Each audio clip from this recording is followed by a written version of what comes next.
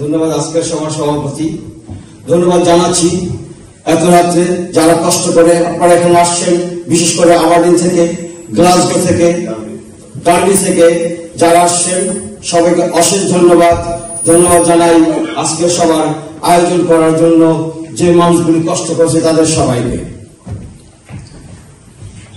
আসলে আজকে আমি একটু আওয়ামী লীগ এবং তাদের দোসরদের মেন্টাল ধোলাই করতে চাই। সেটা হলো ইতিহাস। আমার মনে হয় তারা ইতিহাস অনেক দুর্বল অথবা ইচ্ছা করে ইতিহাসকে লুকায় রাখে। সেটি হলো 1965 সালে যখন পাকিস্তান এবং ভারতের মধ্যে যুদ্ধ বাঁধে, সেই সময় আপনাদের ভালো করে জানা উচিত ইস্ট বেঙ্গল রেজিমেন্টের কমান্ডার ছিলেন আমার প্রাণপ্রিয় নেতা জিয়াউর রহমান।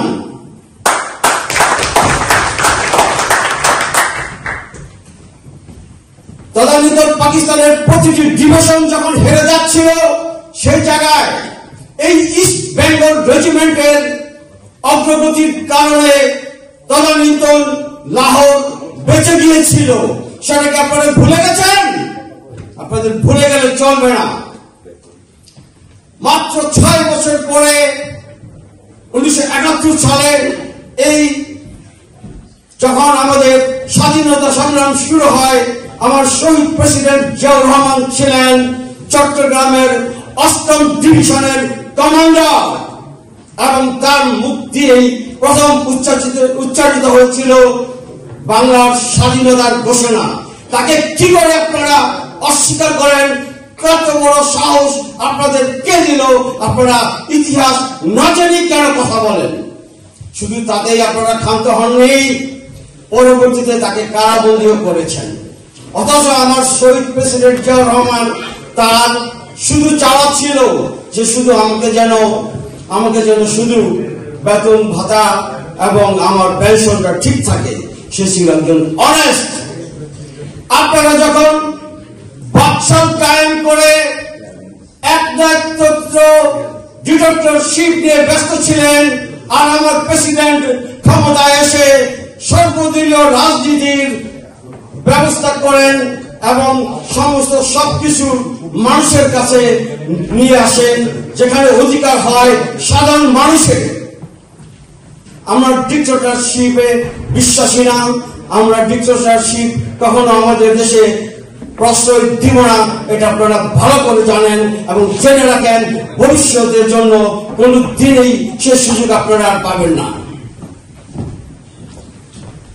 আমার শহীদ প্রেসিডেন্ট জিয়াউর রহমানের তত্ত্বাবধানে তদানীন্তন 1,80,000 একর জমির শেষ ব্যবস্থা করেছিলেন তিনি।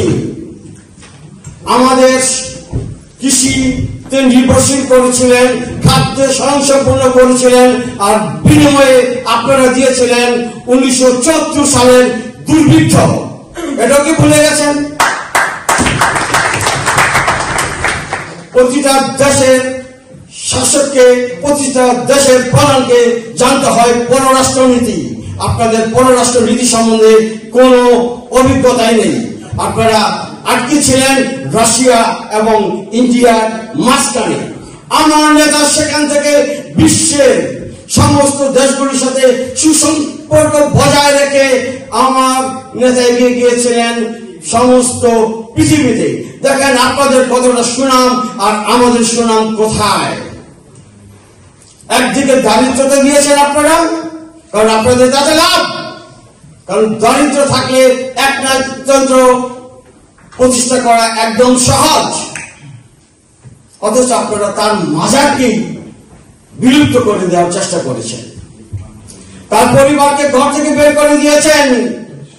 ইতিহাস আপনারা মনে রাখবেন, ইতিহাস কাউকে ক্ষমা করে না। বন্ধুগণ, আমরা সবাই জানি সত্যিকারে ভালো কাজ বাংলাদেশের জন্য কে করেছে।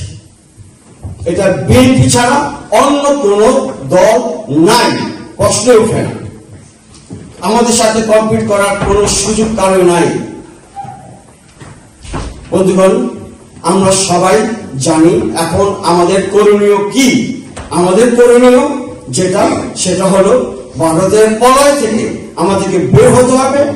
আমাদের আফগান কোম্পানির সাথে চুক্তি করে যেই পরিমাণ ঋণের বোঝা চাপিয়ে দিয়ে গেছেন খুনি হাসিনা, তার ঋণ আমাদের আরো 25 বছর টানতে হবে।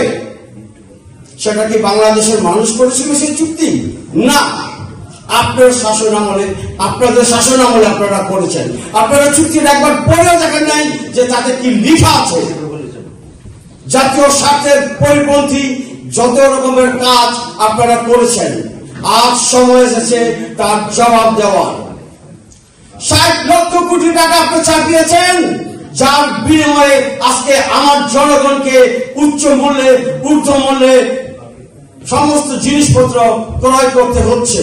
এটা আপনার যারা ইকোনমিস্ট ছিল তাদেরকে এতটুকু ধারণা ছিল না? যদি রাষ্ট্র পরিচালনার জন্য ক্ষমতা আপনার নাই থাকে তাহলে রাষ্ট্রের ক্ষমতা কোনোদিনও আসবেন না। প্লিজ, আমি আপনাদের মূল্যবান সময় নষ্ট করতে চাই না। আপনারা স্কটল্যান্ড বিএনপিকে ছেড়ে দেবেন।